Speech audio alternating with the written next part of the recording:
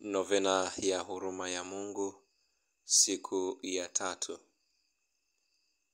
Leo niletee roho za watu wenye uaminifu na uchaji wa Mungu, na uwazamishe katika bahari kuu ya huruma yangu.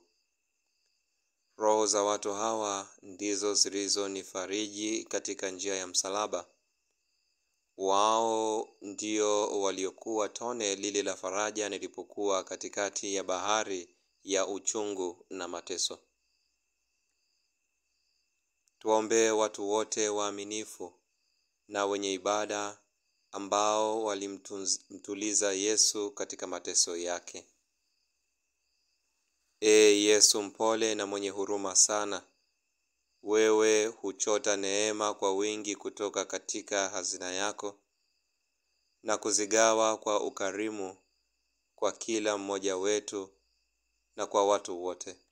Tunakuomba utupokee katika makao ya moyo wako mpole na wenye huruma nyingi, na usituache tutoroke humo kamwe.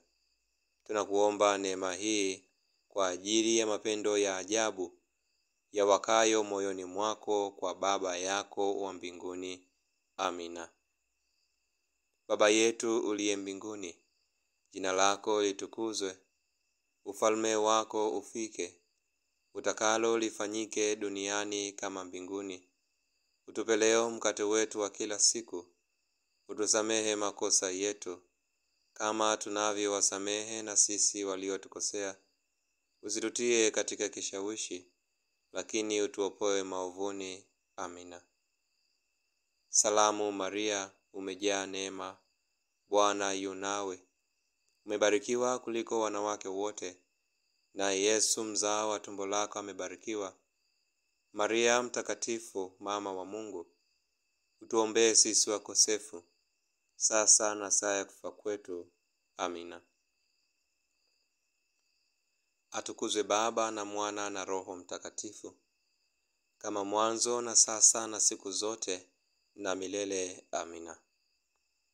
Baba wa milele, elekeza macho yako yenye huruma kwa watu wote walio waaminifu, kama vile kwenye hazina na urithi wa mwanao. Kwa ajili ya mateso yake ya kuhuzunisha, uwajalie baraka zako na ulinzi wako daima. Kwa njia hii waweze kuimarika katika upendo, na wala wasije wakapoteza hazina bora ya imani tashi takatifu, bali pamoja na majeshi yote ya malaika na watakatifu waweze kuisifu na kuitukuza huruma yako isiyo na mwisho kwa milele yote. Amina. Tumsifu Yesu Kristo. Kwa jina la Baba na la Mwana na la Roho Mtakatifu. Amina.